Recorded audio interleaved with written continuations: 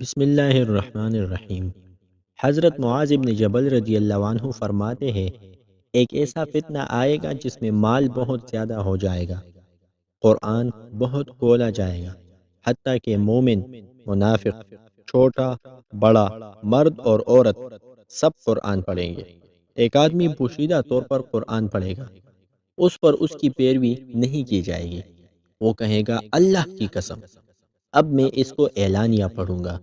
پھر وہ اس کو اعلانیہ پڑھے گا، لیکن اب بھی اس کی کوئی پیروی نہیں کی جائے گی۔ وہ ایک مسجد بنائے گا اور ایسی باتیں گھڑے گا جو نہ کتاب اللہ میں ہوگی اور نہ رسول اللہ صلی اللہ علیہ وسلم کی سنت سے ثابت ہوگی۔ ان سے بچ کر رہنا، کیونکہ ہر وہ چیز جو نئی گھڑی جائے، جس کی اصل کتاب اللہ اور سنت رسول میں موجود نہ ہو، وہ گمراہی ہے۔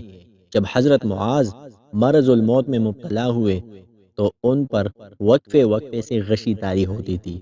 پھر ان پر غشی کا ایک ایسا دورہ پڑا کہ ہم سمجھے کہ ان کی روح پرواز کر گئی ہے، لیکن ان کو ایک بار پھر افاقہ ہوا۔ اس وقت میں ان کے سامنے رو رہا تھا۔ آپ نے فرمایا، رو مت، کیونکہ علم اور ایمان ایک ہی جگہ ہوتے ہیں۔ جو ان کو تلاش کرتا ہے وہ ان کو پا لیتا ہے، اس لیے اس کو وہاں تلاش کرو جہاں حضرت ابراہیم نے تلاش کیا تھا۔ انہوں نے اللہ تعالیٰ سے سوال کیا تھا اور آپ نہیں جانتے تھے۔ پھر انہوں نے یہ آیت پڑھی، انی ذاہب الی ربی سیہدین، اور میرے بعد 4 لوگوں کے پاس علم تلاش کرنا۔ وہ 4 افراد یہ ہیں، حضرت عبداللہ ابن مسعود، حضرت عبداللہ ابن سلام، حضرت سلمان، حضرت عویمر، ابو درداء رضی اللہ عنہم اجمعین۔ حکیم کی خطا سے اور منافق کے فیصلے سے بچنا۔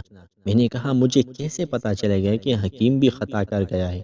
آپ نے فرمایا، گمراہی کی بات شیطان کسی آدمی کی زبان پر جاری کر دیتا ہے، بندہ نہ اس بات کو سنبھالتا ہے اور نہ ہی وہ اس میں کوئی غور و فکر کرتا ہے، کیونکہ منافق بھی سچی بات کہہ دیتا ہے۔ اس لیے تم علم لے لو جہاں سے بھی ملے، کیونکہ حق کا اپنا ایک نور ہوتا ہے، اور تم پیچیدہ امور سے بچ کر رہنا۔